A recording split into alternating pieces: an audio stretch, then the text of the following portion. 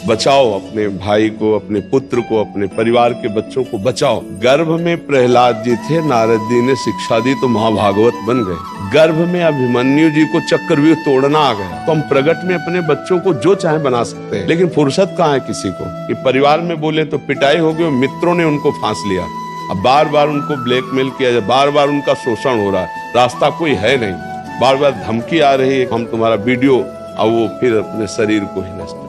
ये बच्चा प्रश्न किया इसलिए फिर वही स्मृति आ गई, बचाओ अपने बच्चों को, ये हमारे राष्ट्र के भविष्य हैं। ऐसे बच्चों से बात नहीं करना चाहिए, बहुत बुरी तरह बच्चे बिगड़ रहे हैं। एक भगत का बच्चा है 12-13 वर्ष का है, तो अपने लोगों को जैसे आपके चेहरे देखे तो अभी पता चल जाएगा कि आप किस कोटि के है।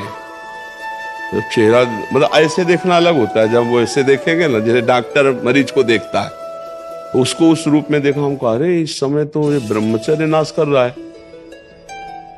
क्यों रे, ये ब्रह्मचर्य कैसे तेरा नष्ट हो रहा है? नहीं नहीं नहीं, लक्षण प्रकट है, प्रमाण है कि तू ब्रह्म। तो उसने कहा हम गंदी बात करते हैं। कैसे सीखा? बोले अपने दोस्तों से सीखा। उसके ऊपर कड़ी शासन, कड़ी वृत्ति करके फिर उसको, अब 12-13 वर्ष का बच्चा, अब ऐसी गंदी बात, तो उसका जीवन क्या रह जाएगा?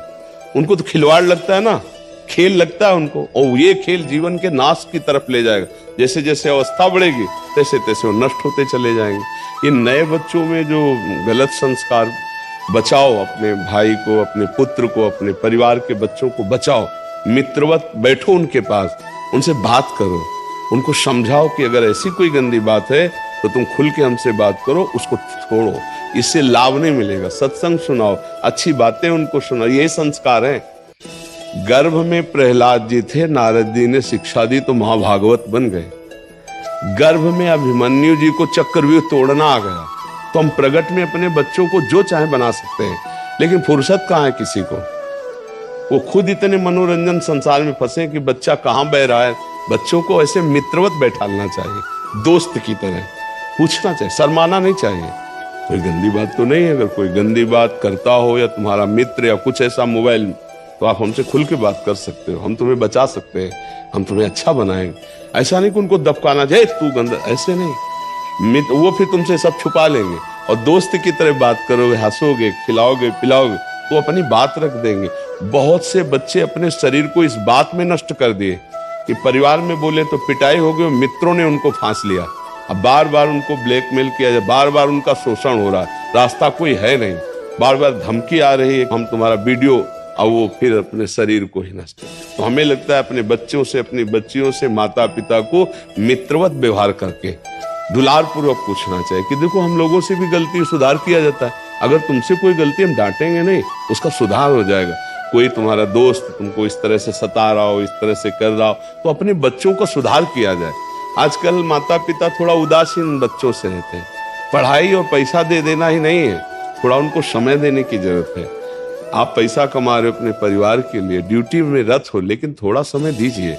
आपको पैसे से ज्यादा आपकी उपस्थिति बच्चे का परम मंगल कर सकती है, नहीं कर सकती।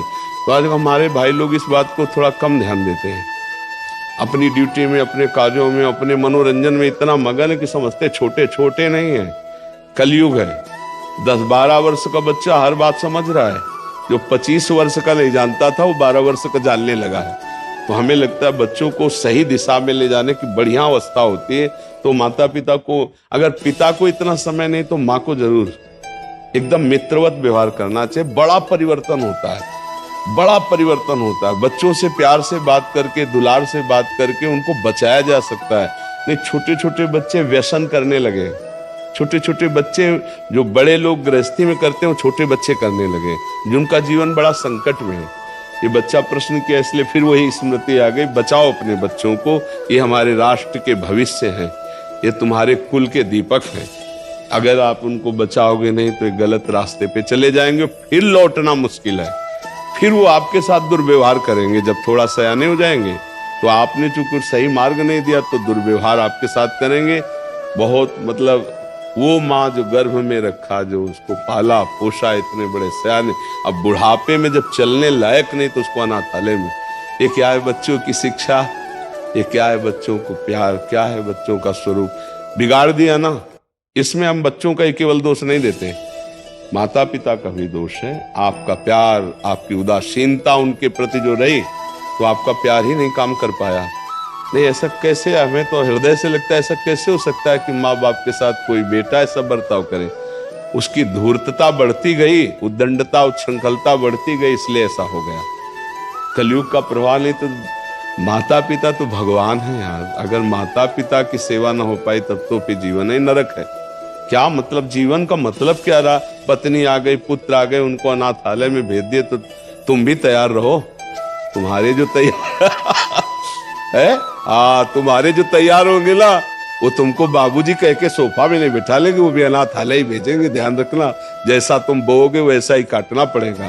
तो बच्चों को तैयार किया जाए, ये हमारे राष्ट्र के भविष्य। इसी में कोई एमएलए है, कोई मुख्यमंत्री, जो विद्यार्थी पढ़ते हैं उसी में तो है ना। कोई राष्ट्र का भक्त बनेगा, कोई देश का सेवा करने वाला किसान बनेगा, तो कोई विद्वान बनेगा, कोई महात्मा बनेगा। सब पढ़ते तो एक ही स्कूल में है। मतलब हम लोग भी तो स्कूल में पढ़े ना, राष्ट्रपति भी जो है वो भी स्कूल में ही पढ़े, तो उसी स्कूल से निकलते हैं। कोई राष्ट्र भक्त निकलता है, कोई भगवान का भक्त निकलता है, कोई देश को संभालने वाला, तो कोई देश को बिगाड़ने वाला, उन्हीं में सब बनते हैं। तो हमें माता पिता से प्रार्थना है, क्योंकि ये लाखों के पास जाएगा यूट्यूब पे, कि वो अपने अपने बच्चों को दोस्त की तरह बैठाल कर उनकी समस्याओं को समझें और उनको गलत रास्ते से बचाएं। तो तुम्हारा भी मंगल होगा और राष्ट्र का भी मंगल होगा और उस बच्चे का भी मंगल होगा।